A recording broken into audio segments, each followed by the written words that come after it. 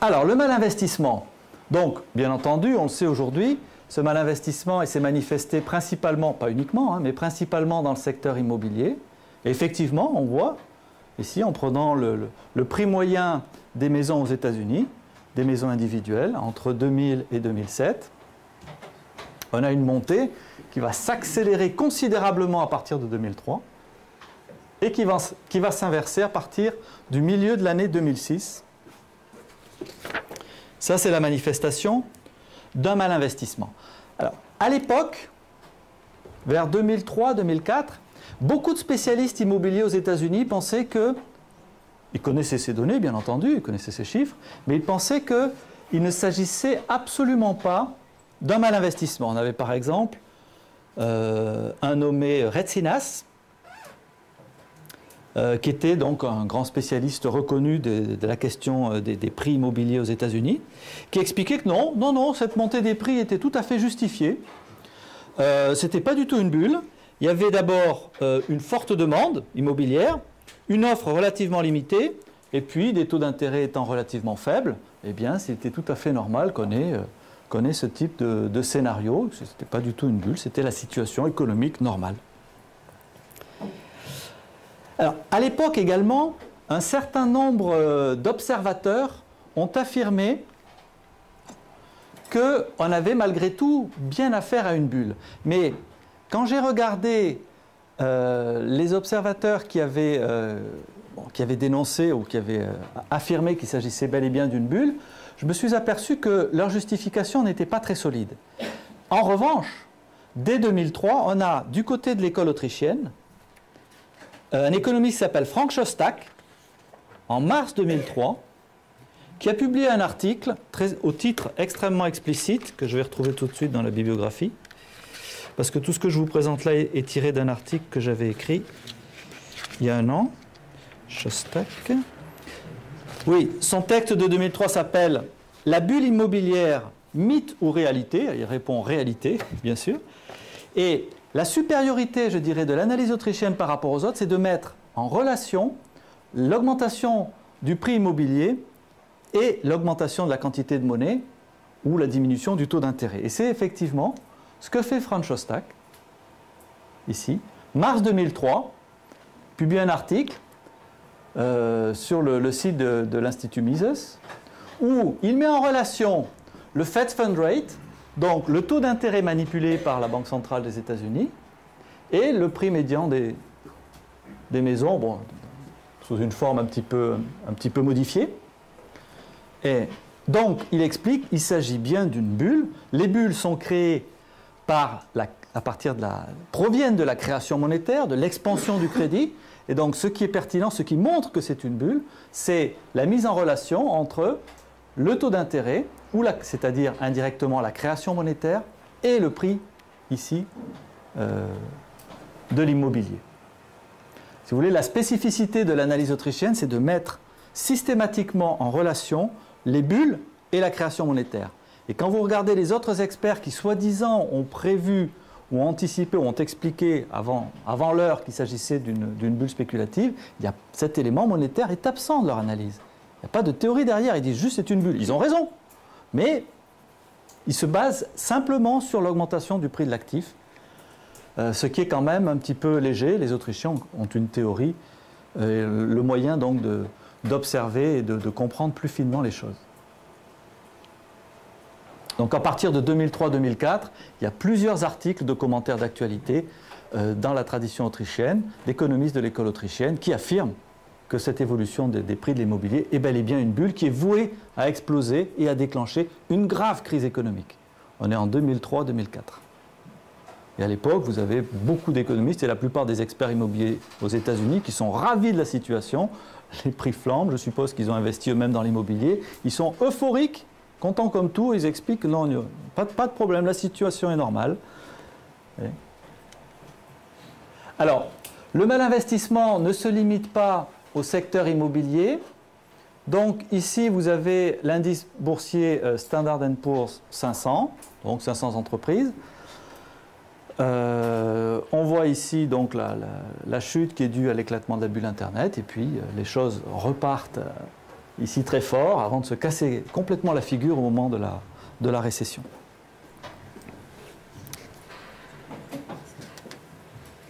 Donc on voit que la bulle n'est pas limitée au marché immobilier, elle est plus générale et elle affecte l'ensemble du système. Du point de vue de la théorie autrichienne, elle va affecter essentiellement les étapes hautes ou éloignées de la consommation finale de la structure de production. Alors donc là, pour l'instant, on est dans l'expansion du crédit, le boom artificiel, le mal investissement. Maintenant, on passe à la phase suivante.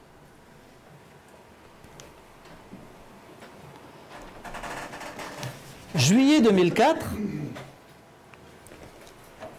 la Réserve fédérale donc explique qu'elle modifie sa politique monétaire. C'est bien ça. Donc, l'emploi commence à s'améliorer, la croissance augmente à un rythme solide. Très important, l'inflation, core inflation, ce qu'ils appellent, on verra tout à l'heure ce que c'est. L'inflation des prix des biens de consommation commence à poindre le bout de son nez. Donc la situation économique est bonne, l'emploi repart, c'est ce qu'on a vu tout à l'heure, mais l'inflation commence à poindre le bout de son nez. Dans ce cas-là, l'objectif, étant donné que la situation économique est bonne, l'objectif de la Banque centrale change, ce n'est plus l'emploi puisque la situation est convenable. Hop. The goal of price stability has moved into the balance. Donc l'objectif de stabilité des prix passe maintenant au premier plan. D'accord ? Et donc, la politique monétaire, ce qu'ils appellent dans leur jargon accommodante, la politique monétaire accommodante, oui, l'expansion du crédit, ils appellent ça une politique monétaire accommodante. C'est gentil comme terme. Donc cette politique peut maintenant être peu à peu résorbée. Okay. Mais à pas mesurer, prudemment, on va petit à petit resserrer en fait les vannes du crédit. Alors donc cette politique, ce changement de politique de la Banque centrale, on le voit très bien, on le comprend très bien à partir de cette statistique sur l'indice des prix à la consommation. Donc il s'agit de ce qu'ils appellent la core inflation, c'est-à-dire tous les biens de consommation, moins la nourriture et moins l'énergie. La nourriture et l'énergie sont censés être des biens dont le prix est trop volatile, et donc la Réserve fédérale, quand elle mesure l'inflation qui est pertinente en vue de mettre en place sa politique, utilise systématiquement ce qu'elle appelle core inflation. Donc ils enlèvent le prix de la nourriture et le prix de l'énergie. J'avoue que je suis un peu sceptique vis-à-vis de cette décision, mais c'est expliqué d'une façon extrêmement claire par Ben Bernanke, hein, le président, le directeur de la Réserve fédérale en 2010. J'aurais peut-être dû reprendre cette citation. Hein. Core inflation, donc l'inflation ici, la hausse des prix des biens de consommation telle qu'elle est mesurée ici, exclut les composantes les plus volatiles de l'index des prix. Hein, donc ils recherchent un indice des prix un petit peu plus stable. Je pense aussi que ça les arrange parce que ça doit assez nettement minorer l'inflation.